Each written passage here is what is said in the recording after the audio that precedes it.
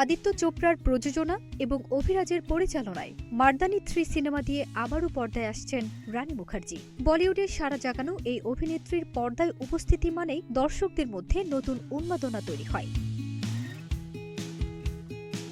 জানা গেছে, মার্দানি 3 সিনেমাটি প্রেক্ষাগৃহে মুক্তি পাচ্ছে আগামী 30 জানুয়ারি। আরও জানা গেছে, মার্দানি 3 একটি থ্রিলার ঘরানার ছবি, যেখানে ভালো ও মন্দের মধ্যে তীব্র সংঘর্ষ দেখা যাবে। ছবিতে পুলিশ অফিসার শিবানী শিবাজি রায় দেশের নিখোঁজ বহু মেয়েকে উদ্ধারের জন্য সময়ের সঙ্গে লড়াই করবেন। এই শিবানী শিবাজি রায়ের চরিত্রে অভিনয় করছেন রানী মুখার্জি। প্রথম মার্দানি ছবিতে মানব পাচারের বাস্তবতা তুলে ধরা হয়েছিল, আর দ্বিতীয় ছবিতে দেখানো হয়েছিল এক ভয়ঙ্কর অপরাধীর মানসিক বিকৃতি। তবে মার্দানি 3 সমাজে আরও এক ভয়াবহ দিক তুলে ধরবে বলে জানা গেছে।